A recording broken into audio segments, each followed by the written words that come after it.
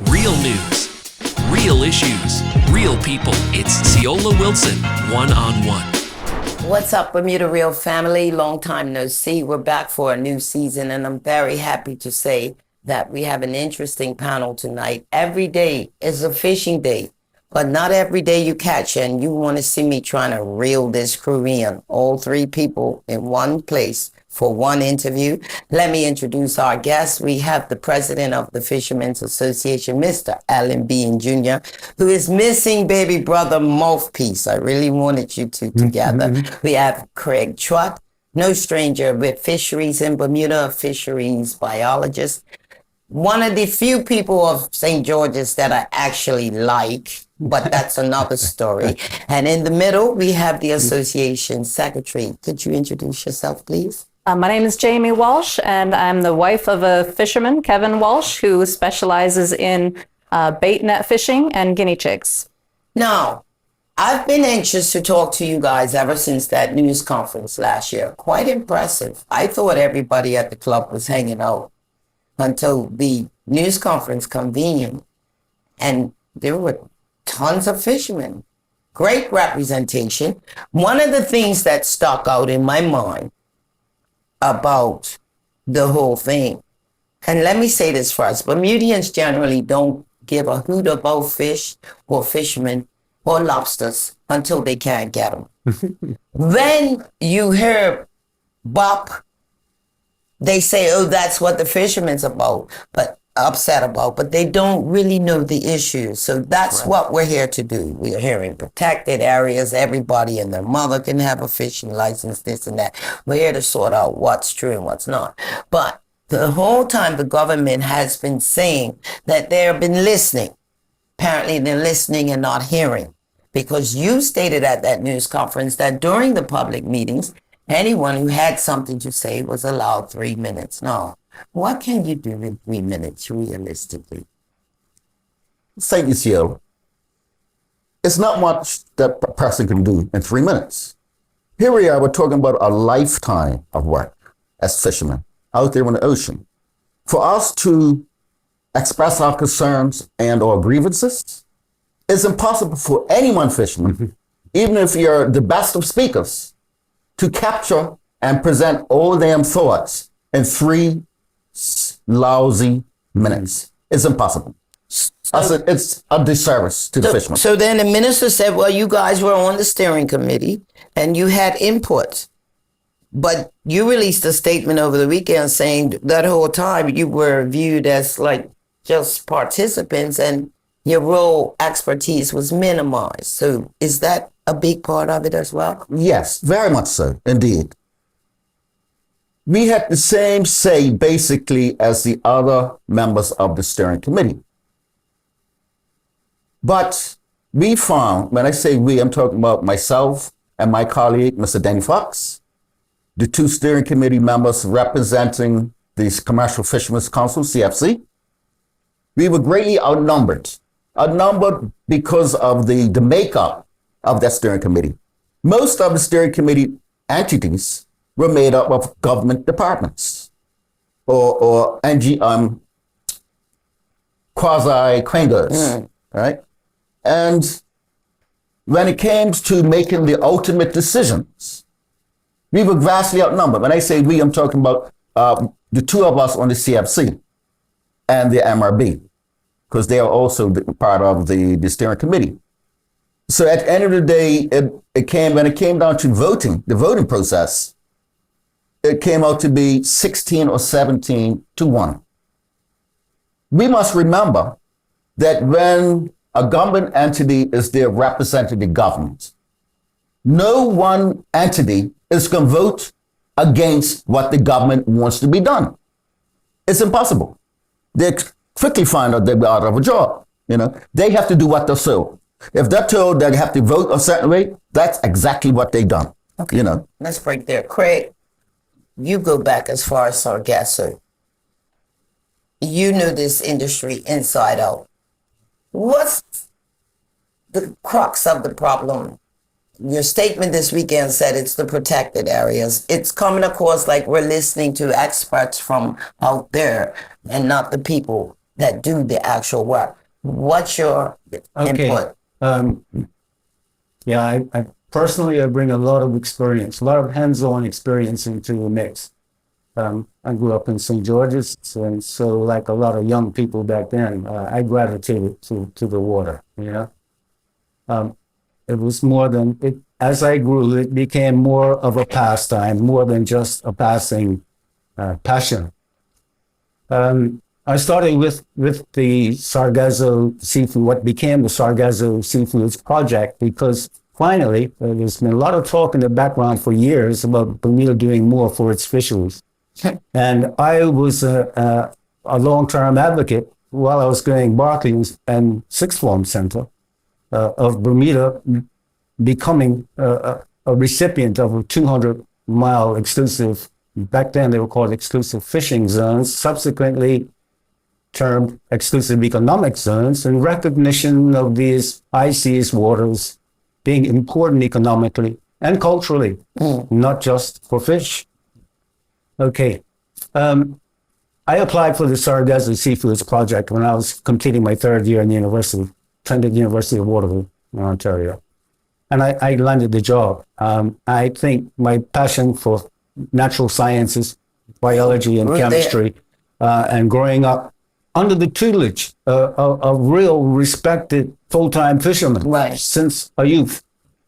So it all gelled, and I managed to land the job. And I became the local counterpart to a United Nations Food and Agricultural Organization specialist named Andrew Zabo, a nice guy. And we got along like a house on fire. But the bigger picture was always about responsible management. Right. Every fisheries regulation came out with primarily and solely the commercial man in mind.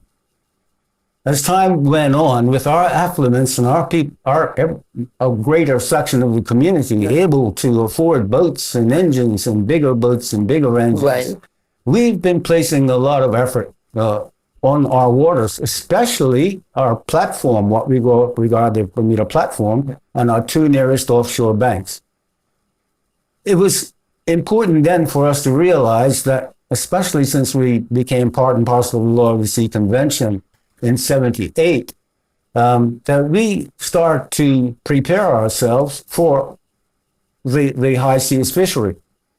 The irony here is that we have been watching, if you lived in St. George's, may have been witnessing Taiwanese, Korean, and Japanese longliners coming to St. George's Harbor. And that gave rise to rumors about Japanese trawlers and all that. But it was imperative to find out exactly what they were doing. So we have basically not taken the opportunity. The governments of the day have not invested in the industry, helping to diversify the fishery. Sargasso Seafoods Project was instrumental in getting this out there, this gospel out there. And, the big irony is that much of my work was about promoting local fresh tuna as a staple, regular dietary commodity. We were primarily used to consuming reef fish, abundance of reef species. And the tuna and the wahoo we did get was largely coming from the charter fishery, the sports fishery. Okay. This slowly changed with the Sargasso project, but we still weren't able to make inroads that we'd like to. Okay. Now, but let me stop you there. Here we are almost half a century later. No. Bring me up to today, because we're still talking. Thank you. And not doing. Thank you for the importance of flashback. Now you can appreciate frustrations that have been running through the industry. We've lamented the fact in previous interviews and our little press articles that some of our concerns go back several decades. This is a good example, okay? Now, why? In one phrase, lack of political will. Master. Okay? So you're talking three parties now. Now we're talking three parties, but this is about accountability. And this is what happens when, the best formulated ideas well-founded ideas over long periods of time simply do not get through to those people who sign across dotted lines. Okay, let's pause and get Miss Jamie in. You're the secretary for the association. You're married to a fisherman. You must hear this every day. What's hubby saying, and what's your take on all this?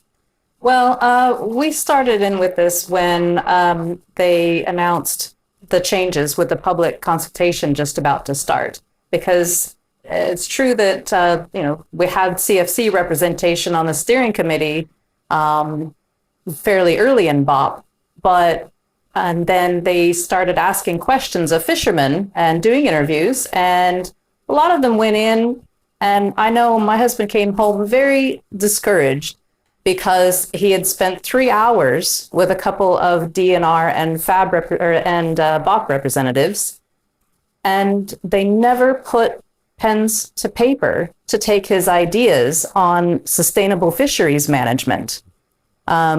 He's been to university for sustainable fisheries. He's been on the water for 40 years. He started with his grandfather at 4 years old. So he has, different facets of education in fisheries. But they were not interested in real sustainable fisheries management. All they wanted to talk about was maps, which is really, it's deck chairs on the Titanic. They have real experts in this field. All right. And they were ignored. They didn't want to even looked at as experts. Yeah, they didn't want to talk about how different pollutions affect the fisheries. They didn't want to talk about moorings clogging up bays. It sort of reminds me of my rookie days up at Sepiem when they used to stick me with the hard interviews, and Denny Farris would come from Devonshire Bay with these giant hinds with ulcers and tumors. That's right. And the man used to I never could get a question in. I just say, okay, Danny, good. And that was it. But I mean, nothing's changed since then. Right. Now, we're going to take a commercial break and get into it. But just before we go, let me bounce this and get it out of the way. When you research Weight Institute and BOP, they say it's about this, but way down the bottom in a paragraph, they talk about this volcanic mineral that they believe is underneath Bermuda, that they need money to refine. And, is this really about some high-powered mineral? Is this even about fishing, or is that all just hearsay? Well, Because I struck brick walls in that research. When you get into it, you hit walls. I'll field that question. Okay. Our exclusive economic zone is 200 miles in every direction. That 200 miles basically starts not on the island or on the foreshore. It starts on a 500 fathom curve. 200, we use 250 fathoms as our baseline. So it's more than 400 nautical miles across. Okay. That was made known to us in, May 20th, 1978. Right. All right. That's when Bermuda was officially inducted into this Law of the Sea Convention. I might just remind you that many coastal states and island nations to our south were inducted 4 years early.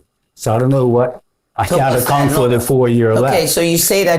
But these were formerly known as exclusive fishing zones, but they became known more appropriately as exclusive economic zones. Okay. And what I have to remind my colleagues and my fellow Bermudians about is that we're not just talking about fisheries resources here.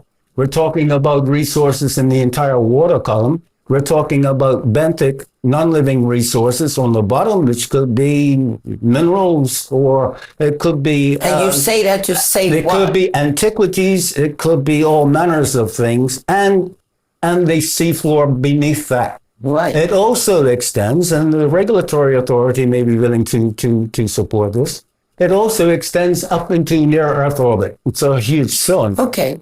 We're not just talking fish, we're talking about economic potential. Some of us are annoyed that we spend most of our lives, 50 years or so, talking about potential, and we have yet to really turn a lot of this potential into meaningful productivity, which not just means jobs.